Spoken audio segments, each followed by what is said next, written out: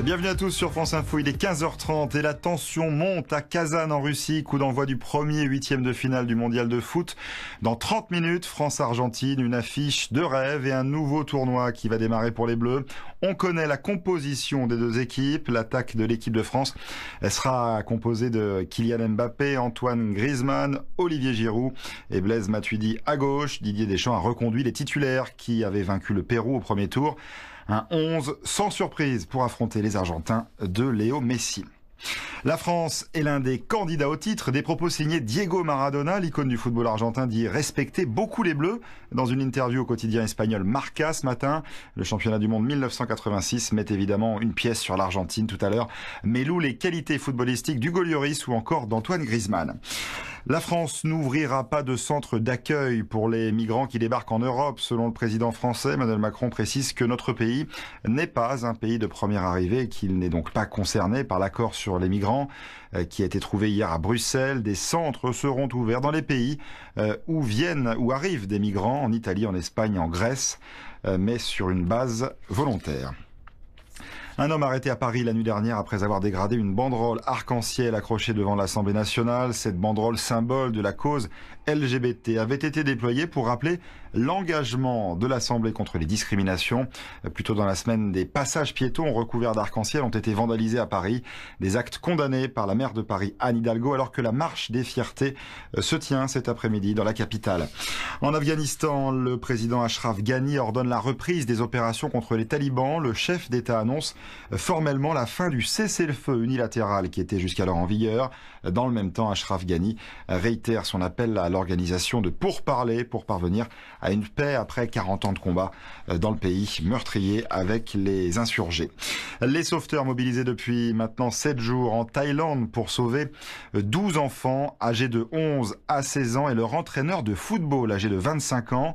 Ils sont tous piégés dans une grotte inondée. Ça se passe à la frontière avec la Birmanie et le Laos, en Thaïlande donc.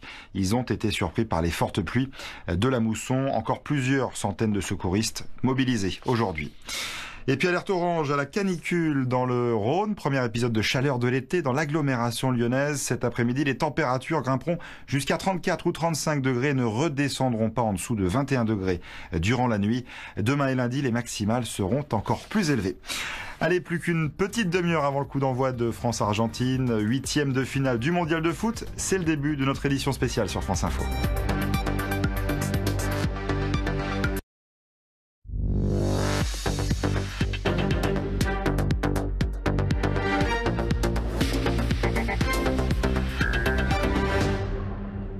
Bonjour à tous, merci d'être avec nous sur France Info, France-Argentine. C'est dans quelques minutes à 16h, édition spéciale sur France Info. C'est l'heure de vérité pour les Bleus, la fin des illusions ou le début vraiment de l'aventure. On va en parler avec nos invités, Arnaud Moreau, Alain Vernon et également Adrien Mathieu de Gaulle.com. Merci beaucoup d'être avec nous tous les trois. L'équipe de France va donc basculer dans une autre compétition, on l'espère en tout cas cet après-midi. D'abord, rapidement, petit tour de table. Est-ce que vous le sentez, ce match? Comment vous le sentez? Moi, je suis plutôt confiant par rapport au début des compétitions des deux équipes. C'est vrai que la France, peut-être qu'elle a moins bien joué que d'autres équipes comme la Croatie, le Mexique. Mais au moins, c'est serein. On sait que derrière, ça a été solide. On n'a encaissé qu'un seul but. Et en face, on a une équipe qui est peut-être la plus imprévisible de la Coupe du Monde, capable de perdre 3-0 et de ne rien faire face à la Croatie, mais aussi de se qualifier à l'arrache. Donc, par rapport aux forces en présence, je dirais que la France a quand même un avantage par rapport à la dynamique. Vous pensez la même chose, Alain? Moi, en tout cas, on ne peut pas continuer à trotter comme ça va aller dans la prolongation et peut-être au tir au but. Je vois un scénario comme ça. Mais moi, je pense que le sélectionneur argentin a fait des choix forts, notamment celui de mettre Léo Messi en faux neuf, en attaquant.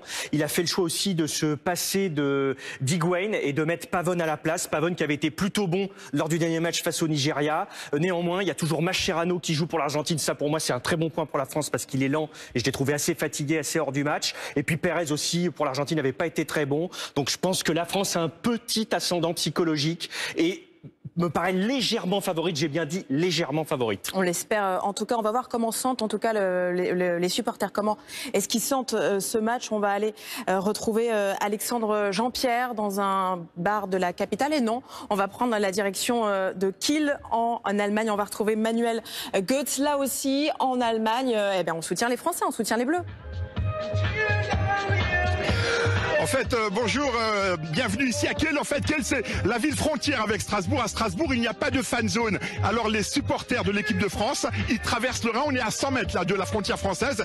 Et ils sont très nombreux à venir dans cette fan zone ici à Kiel pour suivre ensemble l'équipe de France. Il fait très chaud. Donc, c'est ambiance estivale avec les transats. Le sable fin va se tourner vers une des supportrices des Bleus. Alors, votre sentiment, est-ce que les Bleus vont gagner cet après-midi? J'espère. On l'espère tous. Voilà.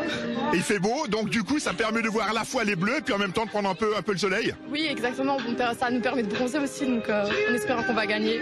Voilà, c'est évidemment ce qu'on espère un petit peu partout en France, ici à Kiel, en Allemagne. Les supporters français espèrent également une victoire des Bleus.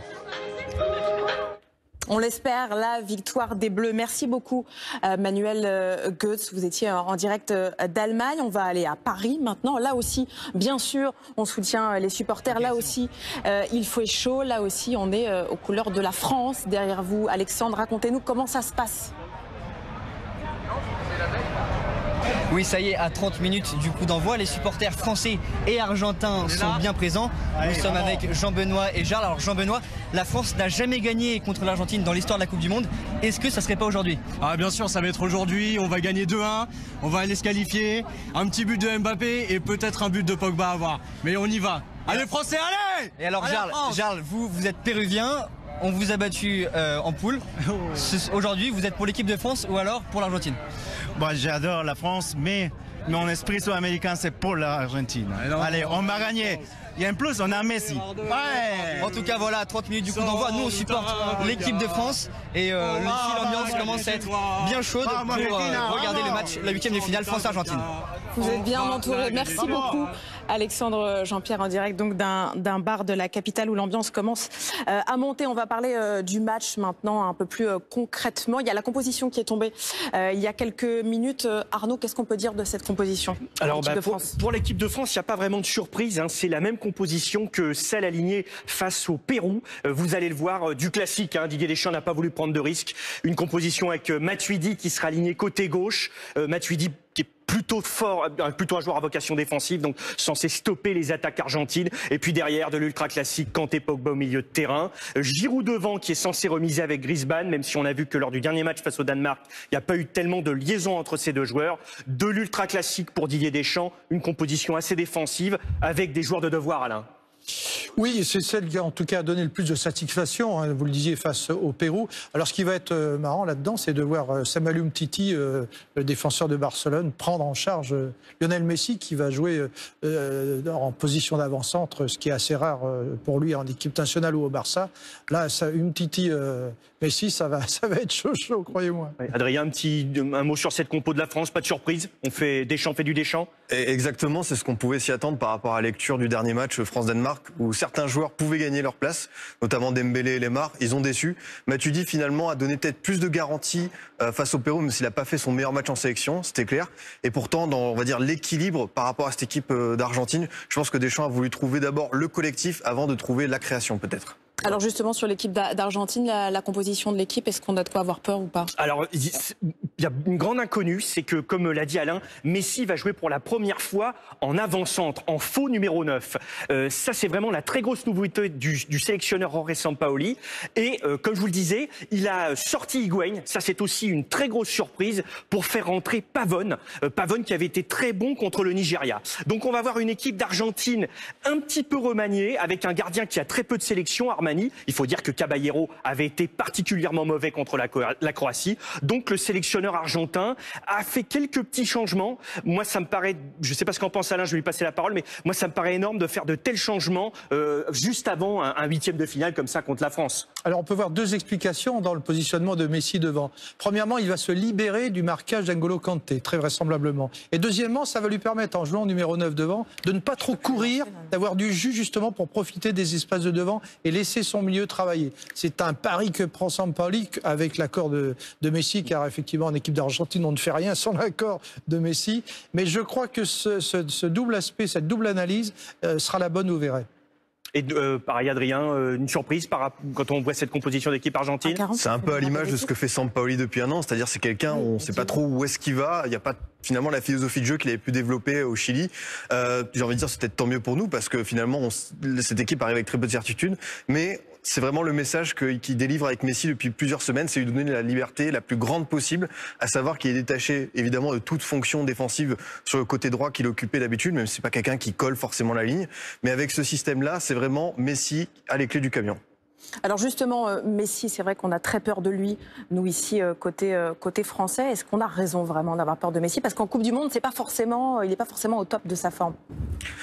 C'est peut-être le joueur le plus imprévisible possible. On n'arrête pas Messi, on ne peut pas faire de plan anti-Messi. Les équipes qui ont essayé sont souvent cassées les dents dessus.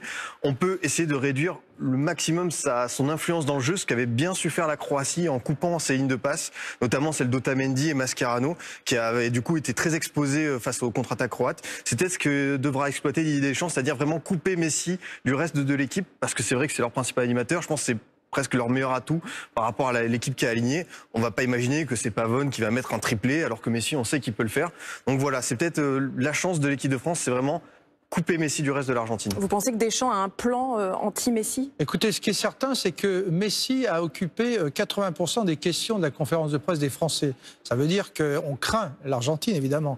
Et puis en même temps, Messi, pour les Argentins, c'est un bénéfice parce qu'il recueille toute la pression sur lui. C'est lui qui absorbe toute la pression dans un match comme ça. Donc c'est positif pour les Argentins. Et le fait qu'on ne parle que de lui côté français, je trouve que c'est pas si rassurant que ça. Oui, parce qu'il y a d'autres joueurs, il y a d'autres joueurs qui peuvent apporter du danger, notamment Agüero qui sera sur le banc. Et puis Pavone, moi j'ai été assez surpris de Pavone, donc se méfier de ces joueurs.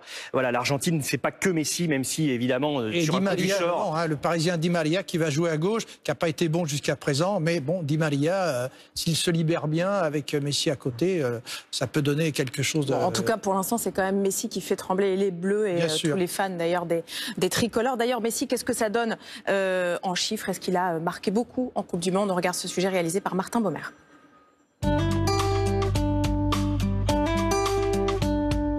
Lionel Messi est-il réellement prophète en son pays?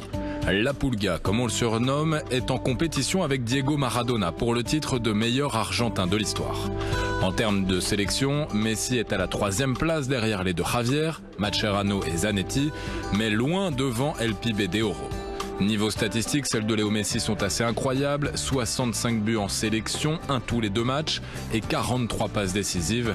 Mais en compétition internationale, ce n'est pas la même chose. Seulement 6 réalisations en 19 matchs de Coupe du Monde, ce qui empêche pour l'instant de faire du quintuple Ballon d'Or une légende en sélection. Il faut dire que son palmarès est vierge, il a perdu ses 4 finales internationales. Cette malédiction l'avait poussé à prendre sa retraite internationale pendant 2 mois à l'été 2016. Ses seuls titres avec le maillot bleu et blanc, ce n'était pas avec l'équipe première, la Coupe du Monde des moins de 20 ans en 2005 et les Jeux Olympiques de 2008. Sa dernière chance d'imiter Maradona et de devenir une légende, c'est donc cette année pour Lionel Messi. France-Argentine. Alors nous, on a peur de Messi en France et du côté argentin, de quoi ont peur les joueurs, de quoi ont peur les supporters. On va aller prendre l'ambiance avec Fanny Lothaire qui est en plein hiver à Buenos Aires. L'Argentine se réveille doucement à quelques minutes du match dans un froid plutôt hivernal, glacial même. Des Argentins qui vont revêtir dans quelques instants le maillot de leur sélection pour se rendre devant l'un des écrans géants mis à disposition un petit peu partout dans tout le pays. Ici à Buenos Aires, on attend plus de 30 000 personnes sur la place San Martín. Des Argentins qui sont très émotifs quand on parle de football. Ils vivent le foot avec passion, avec énergie. Ils le pratiquent depuis la plus tendre enfance. Alors pas question de critiquer leur sélection, même si elle a connu des débuts difficiles dans ce mondial et si elle affronte une équipe qu'ils jugent plutôt difficile. Les Argentins qui nous ont déjà prévenus, surtout ne parlez pas trop français. Aujourd'hui, vous allez être chahutés parmi les supporters. On le voit, l'ambiance fait chaud dans l'Argentine. C'est aussi chaud sur les réseaux sociaux d'Aïk avec beaucoup de réactions. Oui, avec d'abord un tweet d'un joueur de l'équipe de France, Nabil Fekir, qui n'est pas titulaire, qui poste une photo de lui avec ce commentaire. C'est le moment d'écrire notre histoire, fier d'être bleu, avec le drapeau tricolore. Le drapeau tricolore qui est décliné sur tous les tons, sur les réseaux sociaux, sur les maillots avec des drapeaux, mais je vous ai choisi des images un peu plus originales. Une boucle d'oreille aux couleurs tricolores, c'est l'oreille de Pauline. Aussi un plateau fromage proposé par Ariane à base de gouda, bleu, blanc, rouge. Mais a-t-on pu manger ce midi? Il y avait débat. Par exemple, Marion, qui est une supportrice de Griezmann qui écrit ceci: je suis dans un état de stress depuis hier soir. J'ai presque pas mangé à midi, pour vous dire. Autre sensation, c'est l'attente, depuis longtemps déjà. Commentaire par exemple, match à 16h, chaleur, somnolence sur le canapé. J'espère que les joueurs sont plus motivés que moi. Alors les gens sur Twitter sont plutôt optimistes, comme Alexandre Pinault qui écrit ceci: la France sait toujours créer l'exploit lorsqu'elle est au pied du mur. On ira au bout avec vous les Bleus. D'autres sont plus inquiets comme Monsieur Win. La sale impression que notre Coupe du Monde commence seulement à 16h et peut se terminer à 17h45. C'est pas faux comme commentaire. Mais c'est Benjamin Flicourt qui résume un peu le sentiment général. Quoi qu'il arrive, sous-entendu défaite ou victoire, faites-nous rêver. Merci Daïk. C'est vrai qu'on en attend beaucoup des Bleus cet après-midi. Il y a beaucoup de supporters à Paris. En revanche, à Cazon, il n'y a pas tant de supporters français que ça. Est-ce que ça peut peser sur le moral des Bleus? Il y a, je crois, 5 fois plus de supporters argentins sur place. Les Bleus, les irrésistibles, comme on les appelle là-bas, sont 5000 seulement, à peu près 20 000 Argentins. Et ils ont un problème depuis quelques matchs, les Bleus, c'est qu'ils sont répartis dans le stade. Ils sont déjà pas très nombreux.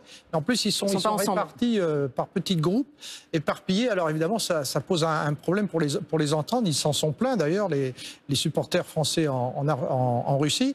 Bon, espérons qu'aujourd'hui les 5000 soient tous rassemblés dans le même camp. Et puis vous savez, si la France mène, je crois qu'on entendra moins les Argentins.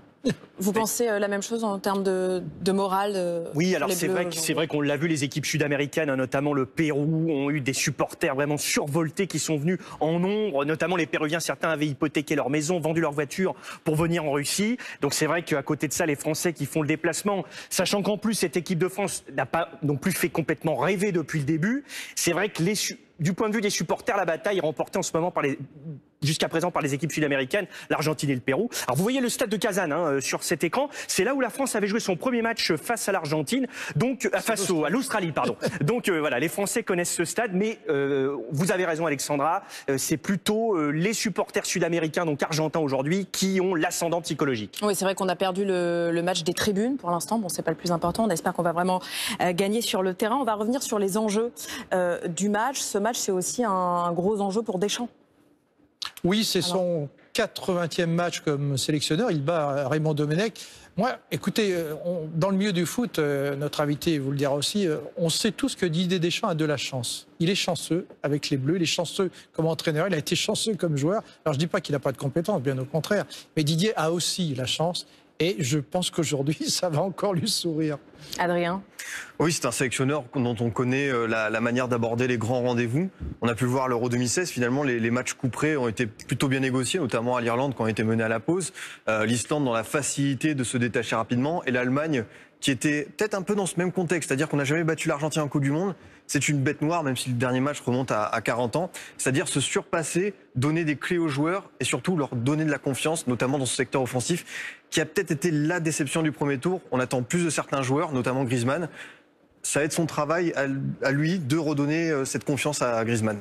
Sur le côté psychologique, toujours du côté des joueurs argentins, maintenant, on a un peu l'impression qu'ils sont des miraculés, que c'est un peu le loup blessé de la compétition. Est-ce que justement, ça ne peut pas leur donner encore plus de force? Oui, alors les Argentins ont un atout pour eux, c'est ce qu'on appelle, c'est ce que mon ami Omar Da Fonseca, qui officie sur une autre chaîne, mais qui est un des Argentins les plus français, ils appellent ça la grinta. Les Argentins ont la grinta sur le terrain. Ils savent se battre jusqu'au bout. Et on a côté français, on a d'ailleurs Lucas Hernandez qui a ce côté grinta qu'il a pris dans l'Atlético de Madrid.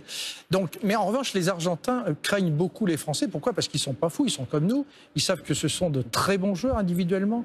C'est l'équipe qui a la plus grande valeur marchande, la France, dans cette Coupe du Monde. Donc ça veut dire que tous les sélectionneurs voudraient avoir ces joueurs-là. Et effectivement, les Argentins ont peur de toutes ces individualités françaises. Alors néanmoins, c'est vrai que l'Argentine est l'équipe qui a, comme la France, compte beaucoup d'incertitudes. Et il y a eu énormément de problèmes dans la préparation. L'Argentine a eu du mal à se qualifier pour la Coupe du Monde. Et il y a eu cette polémique, on n'en parle pas, mais l'Argentine devait jouer un match en Israël qui a été annulé. Il y a eu toute une polémique là-dessus. Donc l'Argentine ne s'est pas préparée sereinement à cette Coupe du Monde. Et on l'a vu, son début dans la compétition a été catastrophique. Faut rappeler que l'Argentine a encaissé 5 buts, dont 3 contre la Croatie. Ça a été un naufrage.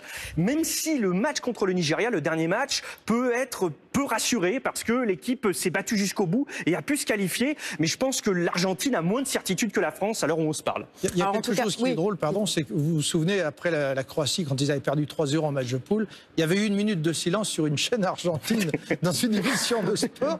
Ils avaient fait une minute de silence parce qu'ils avaient perdu 3-0. C'est du sérieux. Qu'est-ce que ça va donner s'ils sont éliminés du mondial? Nous, on ne fera pas une minute de silence, même si on perd. Bon, on verra. Argentine-France, ça sera la 3e fois que les équipes se rencontrent en Coupe du Monde. La première fois, c'était en 1930. La seconde fois, c'était en 78. Et d'ailleurs, c'était l'Argentine qui avait gagné. On va revenir sur ces matchs avec Alexandre Jean-Pierre et nos confrères de l'INA. Bossis et Battenet ont remonté le ballon jusqu'à Platini dans le camp argentin. Passarella. Ce très beau lob, très bien joué de la part de Bernard Lacombe, qui va reprendre encore ce ballon, qui voit Michel Platini, qui lui amortit la balle, et Michel Platini marque. Et bien vous voyez, comme quoi un but contre un coup du sort. Ouais.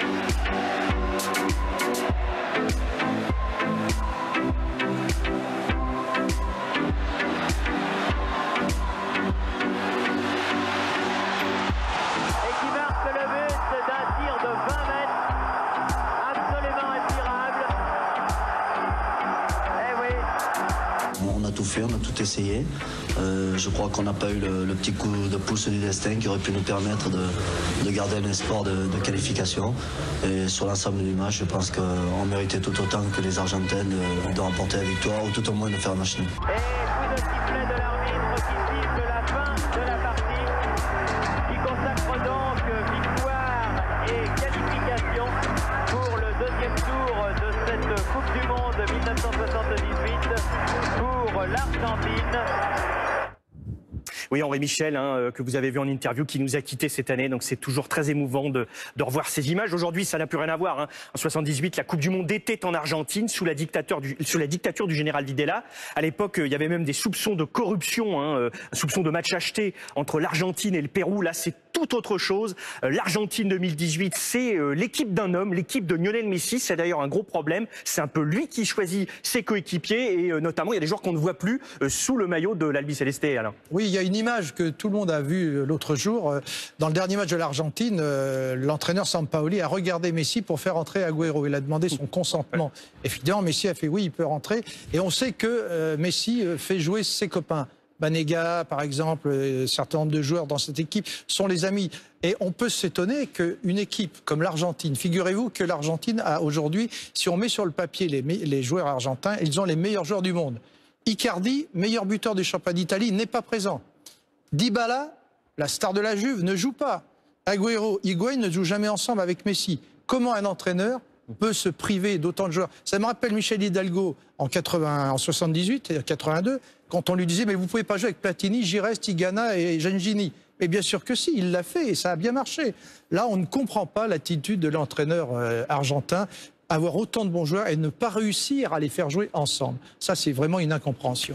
Nous aussi, on a beaucoup de très bons joueurs et on le reproche aussi à Deschamps de ne pas réussir. Oui, mais ce sont des jeunes joueurs, Alexandra, ce sont de jeunes joueurs qui ont besoin de mûrir, qui n'ont pas encore les codes tactiques des grandes compétitions. Là, on a affaire à des joueurs très mûrs. En tout cas, il y a une équipe avec un leader d'un côté, ça c'est certain, côté Messi. Et là, pour le coup, nous, on a une équipe sans véritable leader. Est-ce que c'est l'occasion pour l'un des joueurs aujourd'hui, Pogba, Griezmann, de sortir du lot? Je pense qu'on a, dans cette compétition, il y a un leader sur lequel on s'attendait par rapport à ses dernières prestations en équipe de France, c'était Antoine Griezmann. Pour l'instant, il répond pas. Après, on sait que c'est quelqu'un qui monte en puissance.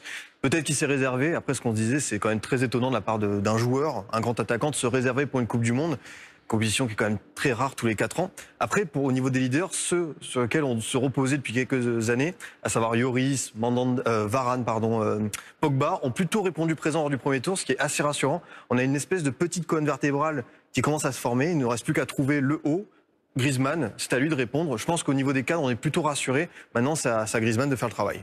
Oui, moi je pense que Griezmann a été fortement perturbé. On n'enlèvera pas de l'idée que Griezmann a été fortement perturbé par l'histoire de sa prolongation de contrat d'Atlético Madrid. Il a fait cette vidéo, la décision, où il faisait monter la mayonnaise. Est-ce que je vais rester? Est-ce que je vais partir? Ça, pour moi, ça lui a pris énormément d'influx, énormément d'énergie. Et voilà, je suis sûr que ça l'a perturbé dans sa préparation. Et c'est pour ça qu'il entre il n'est toujours pas vraiment entré d'ailleurs dans la compétition. On espère que ça sera tout à l'heure. On va s'arrêter un instant sur une petite histoire, une petite anecdote de ce mondial. On va s'arrêter sur un joueur en particulier, Gonzalo Higuaín.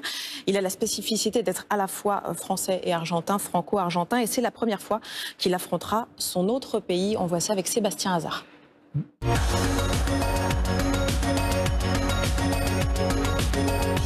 Gonzalo Higuaín, l'attaquant de l'Albiceleste, l'équipe d'Argentine, aurait très bien pu porter le maillot de l'équipe de France, un peu comme David Trezeguet. Il est né en France, Pipita. Pipita, c'est le surnom de Gonzalo Higuaín. Il est né en Bretagne, à Brest, en fait, parce que son père était footballeur professionnel et il a évolué en Bretagne. D'ailleurs, ce qui est assez savoureux, c'est qu'en 2014, lorsque Gonzalo Higuaín a participé à la finale de la Coupe du Monde, le maire de Gouenou, où a vécu la famille, a décidé de faire de Gonzalo Higuaín le sportif de l'année. On n'est pas sûr qu'il soit véritablement venu chercher son prix. En fait, Gonzalo Higuaín a vécu 10 mois en France. À 10 mois tout juste, il est retourné en Argentine, sans parler français bien évidemment. Mais Gonzalo Higuaín a une histoire particulière avec la France. En 2006, Raymond Domenech est sélectionneur de l'équipe de France et il décide de tenter un coup. Il convoque Gonzalo Higuaín pour un match des Bleus. En fait, derrière tout ça, il y a le père de Gonzalo Higuaín qui veut faire pression sur la fédération argentine, en gros en disant si vous ne sélectionnez pas mon fils, il jouera avec les Bleus. Finalement, Gonzalo Higuaín refuse la convocation de l'équipe de France. Ce plan marche moyennement parce qu'il sera finalement appelé avec l'Argentine 2 ans plus tard par le sélectionneur Diego Maradona. Gonzalo Higuaín a un parcours classique pour un footballeur sud-américain. Il est formé à River Plate, l'un des plus grands clubs argentins. Puis très vite, il arrive en Europe. Il a 20 ans lorsqu'il signe au Real Madrid. Très vite, il est mis en concurrence avec un autre attaquant, tricolore, Karim Benzema.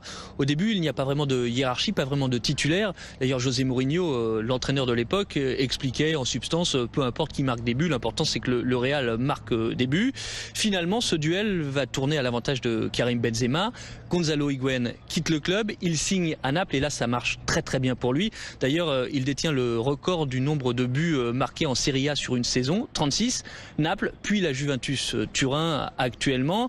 C'est un excellent attaquant, mais il a la réputation de craquer sous la pression. D'ailleurs, les Argentins lui reprochent encore ce loupé en finale de la Coupe du Monde 2014. Voilà donc pour cette jolie petite histoire dans le mondial. Le match, ça se passe aussi sur les réseaux sociaux, Dake. Oui, et vous pourrez suivre ce match en live sur notre site internet france-tv-info.fr en double écran, comme on dit. On attend vos commentaires. Qu'est-ce que vous pensez de ce match? On fera un point à la mi-temps. Et là, quelques derniers pronostics, par exemple, donc 54, qui lui reste optimiste 2-1 pour la France, mais anonyme, qui lui voit une victoire de l'Argentine 1-0 sur notre site internet france-tv-info.fr. Et vous, votre pronostic, Daïk, c'est quoi? Moi, c'est match nul, prolongation et tir au but. Ok, bon, gros suspense en perspective. Et vous, tous les trois, rapidement, un pronostic? Ouais, pareil, prolongation. Je vois bien. Oui, moi aussi, je l'avais dit, prolongation, tir au but. Donc on va s'ennuyer au début du match, c'est ça? On aura ça va nous mener très loin, Alexandra. On verra ça, d'accord, en fin de match. Merci beaucoup à tous les trois. On se retrouve à la mi-temps pour un premier débrief. Et nous, on se retrouve dans quelques minutes pour le journal, juste après la météo.